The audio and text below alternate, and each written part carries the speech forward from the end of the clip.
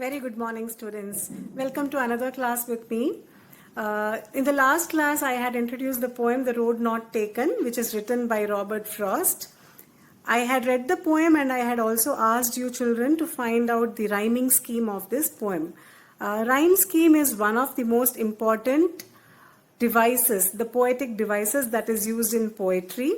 I have already taught this to you in your 8th standard. So your last assignment was to find the rhyming scheme of every stanza and the overall rhyming scheme of the poem. I hope that you have all done that.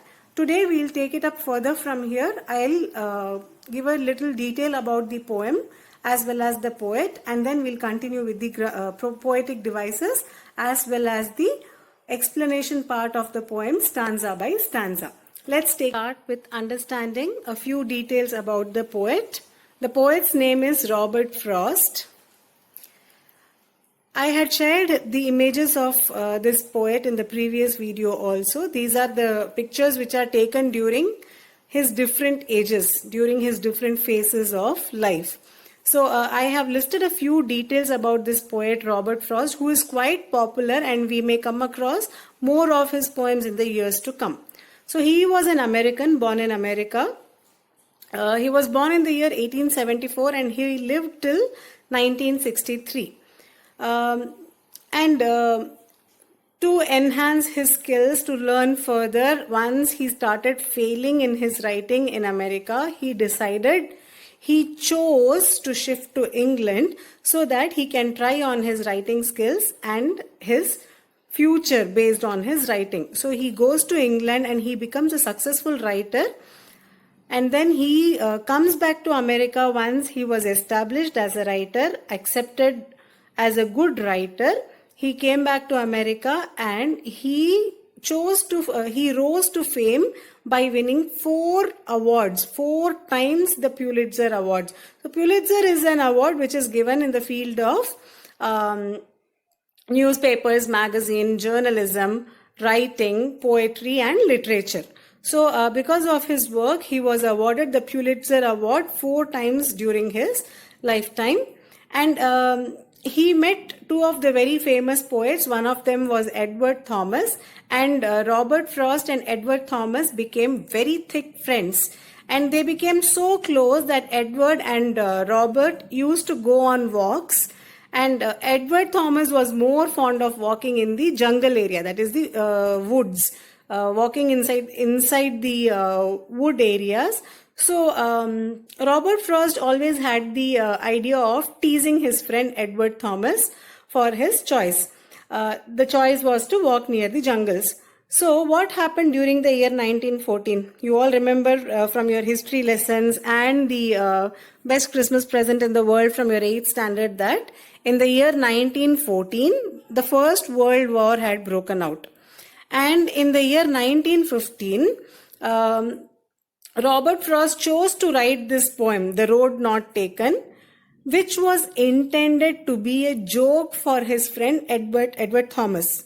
He wrote this about the choices that were made, because when Edward and Robert used to walk around in the woody areas, he always used to say, we should go here or we should go there. They always had a difference of opinion. Probably he always followed wherever Edward Thomas wanted to go. So he wrote this poem just like a joke for his friend, but later on this poem became a very motivating poem for the entire population. So people started following this as a motivational poem which kept them going towards the positive way of taking up challenges in life. Let's move on to the theme of the poem. Before we start the poem, before we understand the poetic devices in the poem, let's understand the theme. So here in this poem, the poet has spoken about a few details. So the main thing that he has mentioned in this poem is about the choices that we make in life, or the opportunities that knock us. There are certain scenarios where we get opportunities, options, and out of those options we have to make some choices. Usually when we have more than a choice, we get attracted with those choices, and we are attracted towards more things, we are led into confusion. So in confusion, what do? We always tend to choose the easier choice. So what is the essence of choosing easier ones? When you make an easier choice, you end up with a lukewarm result. So what is a lukewarm result? It is somewhat okay result. You are not losing anything. But in the case of confusion, if you are able to make a difficult choice, we always know when we work hard, our success rate is going to be more. We are going to be more satisfied with our work. During the time when we work hard, we learn a lot of things. So, the ultimate result of working hard through difficult choices is to gain success, and ultimately you get honored and rewarded. So this is what the poet has, this poem has come out to be. Though this was meant to be a jovial poem, but this has come out as a with a very serious message of making tough decisions and taking up difficult choices in life. Okay, now it's time for understanding the poetic devices used in this poem. We have various poetic devices, but for this poem we are going to learn only a few of them. So the first one is the rhyme scheme, which I had already asked you to do as an assignment. And I hope by now you all have found out that the rhyming scheme for this poem is A, B, A, B. If you look at the first stanza, you'll know that the sentence first stanza finishes with would, both, stood, could and undergrowth. So the first line is would and the third and fourth lines are stood and could. So we get rhyming words would, stood and could. So we'll name them as A. And then the second line ends with both and the fifth line of the first stanza ends with undergrowth. So these two will be under the same rhyming sounds. So we have A, B, B as the rhyme scheme for the first stanza. So when we move on with the other stanzas, we'll find out the rhyme scheme used in every stanza, and then we'll finally conclude whether the entire poem has the same rhyme scheme or it has changed in between. The next poetic device that we are going to concentrate on this poem is ENT, enjambment, which means a sentence, a line in the poem which is continued to the next line without any punctuation marks at the end of the line or at the end of the stanza. Why is this done? This is a rule that the poets can break because they can use it for bringing in a rhyming scheme in a poem. So this can be termed as the rule, the poet's rule. This is the poet's license. Here it is referred to as the freedom of license of the poet. He or she, the poet, can use his own rules for writing a poem. So they need not use the punctuations at the required spaces so that they can bring him a beautiful rhyme scheme or beautify the poem as it is required. So in this poem also the enjambment is used. If we look at the first stanza, we'll see that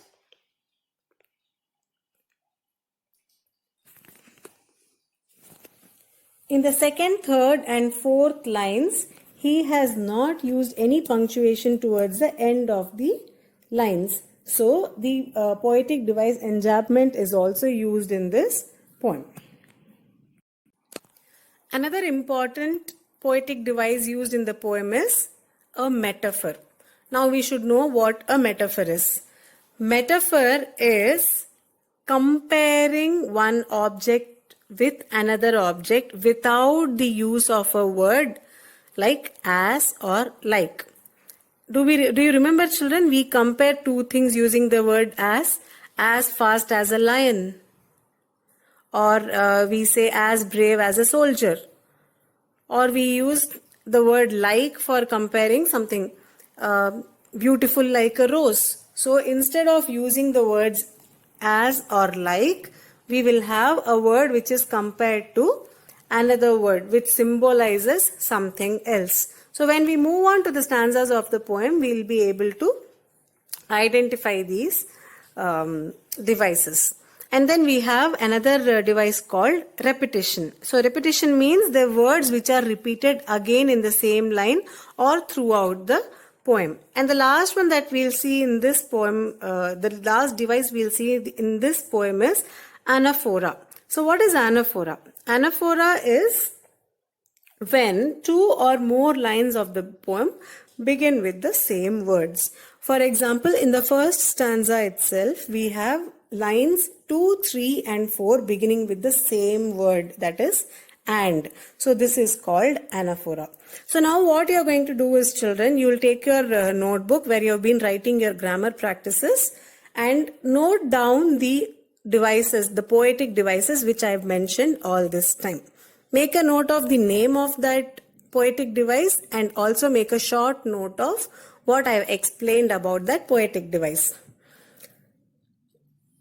Let's move on to the poem. So the textbook starts the poem with this introduction. This well-known poem is about making choices and the choices that shake us. Robert Frost is an American poet who writes simply but insightfully. Note the word insightfully, children. Insightfully means thoughtfully. You can make a note of it. So he writes simply but insightfully about common, ordinary experiences. So here we have come to the first stanza of the poem. I'll read this once again and then go on with its explanation. Two roads diverged in a yellow wood, and sorry I could not travel both, and be one traveller long I stood, and looked down one as far as I could, to where it bent in the undergrowth. So this stanza speaks about that the poet was walking through a road where the road was taking two diversions. So where was this road diverging into? It was diverging into a yellow wood. What do we mean by a yellow wood? A kind of forest which was covered with yellow shade. Probably the leaves in the trees were all turned yellow. So he noticed that there were two paths in front of him and he felt sorry that he could not take both the roads in front of him. That is, when he had two choices, he was able to choose only one. Then this makes him stand at the end where the two roads diverge and he is in an indecisive state. He is not able to decide anything because he was one single traveler and he stood there for a long time looking down at the road and he was trying to figure out what is at the end of both the roads. So he just keeps on looking till as far as his eyes could see. So as long as he could see, he let his eyes travel, and at that particular point of time where he felt that the road has bent down, his vision was obstructed. The path was obstructing his visibility beyond a certain level. So what this stanza tells us is that we sometimes face choices in our lives also, like these two paths in this forest. So when we try to decide on which path to travel along, we always have to see that only a certain distance or to a certain level we can imagine what can happen or what is going to be at that point. And beyond that, beyond the level you can think or you can see, it all remains a mystery because we don't know what is beyond that point or beyond that level of our imagination. So the rhyming scheme in this stanza is A, B, A, A, B. Right, children? Let's go to the next stanza. Then took the other as just as fair, and having perhaps the better claim, because it was grassy and wanted wear. Though as for that the passing there had warned them really about the same. So he tries to make his mind up by closely looking at both the roads. So when he looks at each of them turn by turn, he feels that both of them look somewhat same. But when he looks at the second path at the beginning, it seems that there is actually no visual difference. But still he feels that compared to the first one, This looks like it has not been used as much as the first one. So he thinks that this must be a better option to travel because it was more grassy and it had not been walked upon. That is, it was not trodden upon. So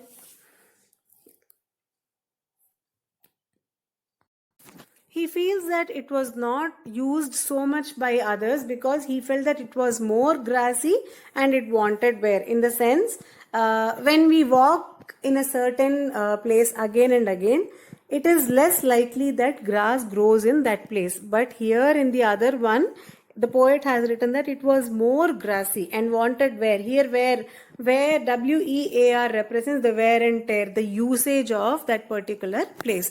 So he decides that the road which he felt was not used 100% as much as the first one, he decides to take on that one.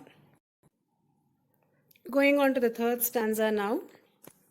And both that morning equally lay in leaves no step had trodden black. Oh, I kept the first for another day, yet knowing how way leads on to way, I doubted if I should ever come back.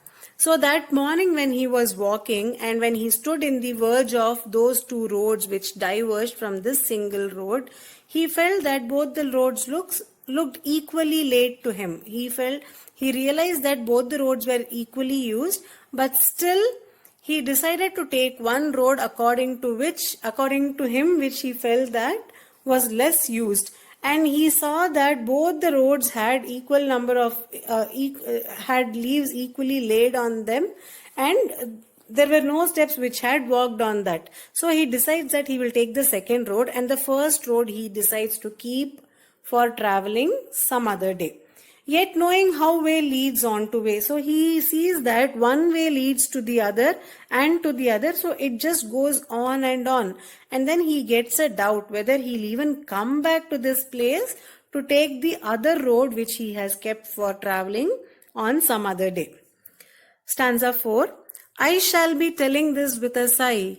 Somewhere ages and ages hence, two roads diverged in a wood, and I took the one less traveled by, and that has made all the difference. So he sees that he has decided to take the other road which has been traveled lesser, and he can see it that in future, somewhere ages and ages hence means long years from now on, hence, after today, after many days, he will be telling this to someone else, that I was there in a place where it was leading into yellow woods and I had the road which was diverging into two sides, and I decided to take the road which seemed to have been less traveled by. So this is the sigh that he might release, and he'll say that I chose to take that road which was not used much by others. So he'll once again say it sometime in the future that two roads diverged into a wood, and I took the one less traveled by, and that has made all the difference. So here he is comparing this road, the two paths that is emerging from these roads, as choices that are made in life. So he feels that what choice others usually take or do in a particular situation, he decided to choose the other side of that opportunity, and he feels that choosing the difficult one or the other one, less chosen one, has made lot of difference on his life. Remember, in the beginning of the poem, when I introduced the poet, I told that when he was continuously facing rejection in America with his writing and literary work, he chose to go to England. It was taking a risk. By taking risk, he decided to go to England and try his luck there. He goes there, he becomes successful, and then comes back to America to win many prizes and accolades. So that's what the last line of the poem refers to. I took the one less traveled by, and that has made all the difference. So the poem finally wants to bring out that the outcome of choosing to take a path which is less traveled by makes all the differences in a life of a person, in the life of a person. So the poet also wants to indirectly represent here that he achieved success because of his hard work. Similarly, he is giving a message. This poem is giving a message to everyone, saying we should be wise in choosing our paths and decide on what is going to be fruitful for us. How do we work towards our goals? We make choices, we make a goal, and then we work hard towards achieving that goal. That's all, children. And your assignment for today will be, like I told you, you have to note down all the points of poetic devices I have explained in the beginning. Try to find out those things. If possible, you mention them and then write according to stanza wise, like which part of poetic device you have found, in which stanza it is. You can write this in your grammar notebook. If you have done this, you have sent that image to my WhatsApp number, and remember to mention your name. This is just like a fun activity, fun assignment for you, because when we learn something new, we should try to implement it in our work. So take some time, try to understand that. If you have any doubt, send me a message to clarify your doubts about these poetic devices. I'll try to answer you back. Thank you, children. Thank you for listening. Have a nice day. I'll see you tomorrow with some more information about the poem. Thank you so much.